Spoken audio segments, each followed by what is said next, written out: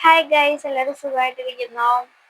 ഇന്ന് ഞാൻ വന്നിട്ടുള്ളതെന്ന് വെച്ചാല് ഒരു കാര്യം നിങ്ങളോടും കൂടി ഷെയർ ചെയ്യാനായിട്ടാണ് കേട്ടോ. വേറെ ഒന്നുമല്ല. ഇതേ അവസ്ഥ നിങ്ങൾക്ക് ഉണ്ടായിട്ടുണ്ടോ ഇല്ലയെന്ന് എനിക്ക് കമന്റ് ചെയ്യണം കേട്ടോ. വേറെ ഒന്നുമല്ല, ഞാനിപ്പം 10ൽ പഠിക്കുന്ന ടൈമിലാണെങ്കിൽ എനിക്ക് ഒത്തിരി ബെസ്റ്റ് ഫ്രണ്ട്സ് ഉണ്ടായിരുന്നു കേട്ടോ. എന്ന് വെച്ചാല് അത്രയ്ക്കും 1ാം ക്ലാസ് തൊട്ട് 10 വരെ പഠിച്ച അത്രയ്ക്കും ബെസ്റ്റ് ചങ്ക് ഫ്രണ്ട്സ് ഒക്കെ ഉണ്ടായിരുന്നു. അപ്പം നമ്മൾ ഓട്ടോഗ്രാഫ് എഴുതുമ്പോൾ പോലും എല്ലാവരും എഴുതി വെക്കുമായിരുന്നു, ഒരിക്കലും നിന്നെ ഞാൻ മറക്കില്ല എന്നൊക്കെ പറഞ്ഞ് എഴുതുമായിരുന്നു. ഫോൺ നമ്പർ കാര്യങ്ങളൊക്കെ ഉണ്ടായിരുന്നു. പിന്നെ 10 കഴിഞ്ഞ് അവർ വേറെ സ്കൂളിലേക്ക് പോയി. അപ്പം നമ്മളവിടെ മിസ്സായിട്ടുണ്ട്. അപ്പം 10 കഴിഞ്ഞ് ഞാൻ പിന്നെ വേറെ സ്കൂളിലാണ് പഠിച്ചത്. അപ്പോൾ +1 +2 എനിക്ക് വേറെ ഫ്രണ്ട്സ് ഉണ്ടായി.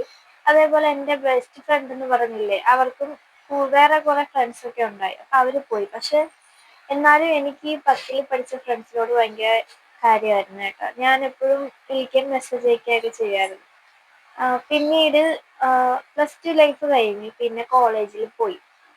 അപ്പോൾ കോളേജിൽ പോയപ്പോഴത്തേക്കും +2 പഠിച്ചിട്ടുള്ള കുറേ ഫ്രണ്ട്സിനെ അങ്ങനെ മിസ്സായി. പക്ഷെ എനിക്ക് കൂടുതലും 10 വരെ പഠിച്ചിട്ടുള്ള ഫ്രണ്ട്സ് ആയിരുന്നു കേട്ടോ ഏറ്റവും ബെസ്റ്റ് ഫ്രണ്ട്സ് ആയിട്ടുള്ള.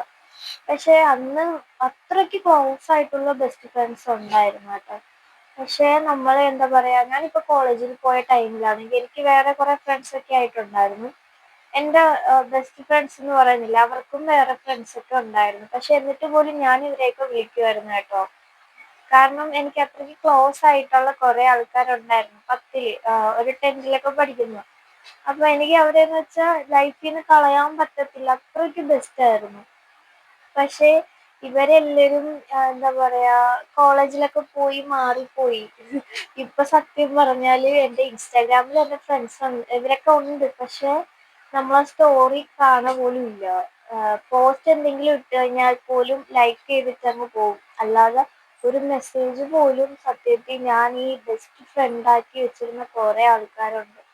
അവരെല്ലാവരും സത്യം പറഞ്ഞാൽ ഞാൻ ഭയങ്കര മണ്ടിയായിപ്പോയി. കാരണം ഞാൻ ക്ലോസ് ആക്കി കൊണ്ട് നടന്ന ഒത്തിരി പേര് അവരാരും സത്യത്തിൽ എൻ്റെ സ്റ്റോറി പോലും സ്കിപ്പ് ചെയ്താണ് പോണത്.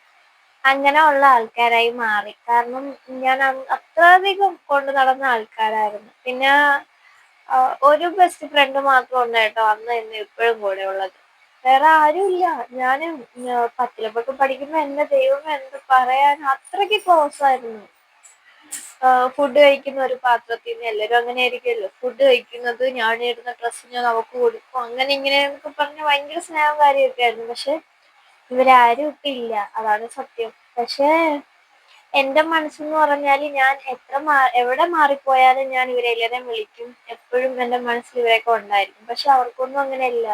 അവരൊക്കെ മാറി മാറി ഓരോ സ്ഥലങ്ങളിൽ പോയി അവർക്ക് പുതിയ പുതിയ കൂട്ടുകാരും ആയിക്കൊണ്ടേയിരിക്കും. പക്ഷെ ഞാൻ എപ്പോഴും ഇവരെ ചിന്തിച്ചുകൊണ്ടൊക്കെ ഇരിക്കുമായിരുന്നു. പക്ഷെ അതൊക്കെ മാറി കേട്ടോ.